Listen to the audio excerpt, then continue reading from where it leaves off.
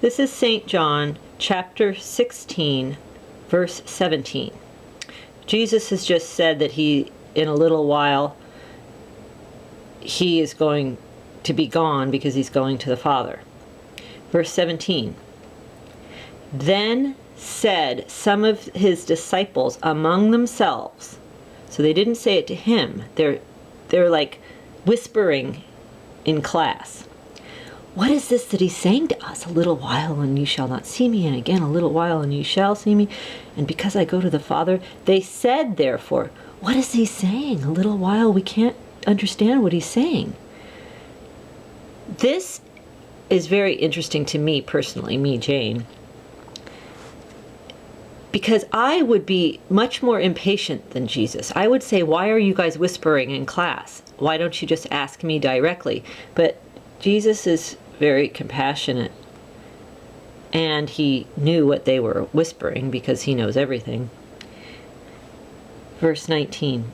Now Jesus knew that they were desiring to ask him, and he knew that they were too chicken to ask him. But he's not judgmental the way I am, and so he just kindly said unto them, are you inquiring among yourselves about what I said, a little while and ye shall not see me, and again a little while and you will see me?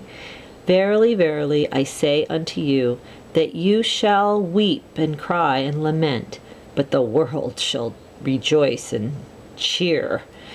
And you shall be sorrowful, but your sorrow shall be turned into joy. A woman, when she is in labor and travail, has sorrow because her hour is come, and childbirth is painful.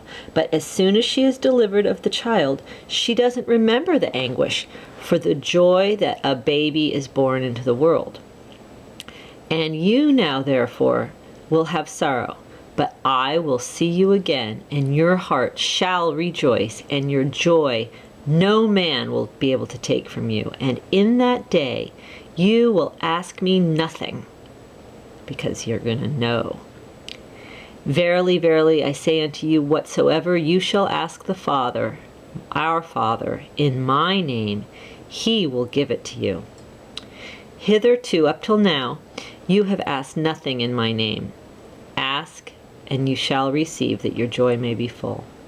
These things have I spoken unto you in Proverbs, but the time is coming when I shall no more speak unto you in Proverbs, but I shall show you plainly our Father. At that day you will ask in my name, and I say not unto you that I will pray the Father for you, for the Father himself loves you, because you have loved me and have believed that I came out from God, from him. I came forth from the Father, and I came into the world. Again, I leave the world and go to the Father. That's about as plain as you can get.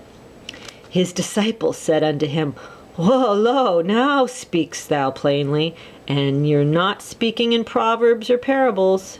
He's speaking plainly. And they understood. Now are we sure that thou knows all things, and needs not that any man should ask thee. By this we believe that thou came forth from God. Jesus answered them, Do you now believe? Behold, the hour comes, the time is come, yes, now come, that you, the disciples, shall be scattered, every man to his own, and shall leave me alone. They're going to ditch him, actually. He's going to be on the cross alone. And in the trial, he's going to be alone. And yet, I am not alone, because the Father, our Father, is with me. These things I have spoken unto you, that in me you might have peace in the world. These things I have spoken unto you, that in me you might have peace. In the world you shall have tribulation. In the world you will not have peace. But be of good cheer. I have overcome the world. I'm going to reread verse 33 because I read it wrong the first time, and it's a very pivotal verse. These things I have spoken unto you. So the last two chapters, I think, reread and And those are the things he's spoken unto the disciples. And you are one of his disciples, by the way. These things I have spoken unto you, that in me, in Christ, you might have peace. In the world, you shall have tribulation. But be of good cheer. I have overcome the world.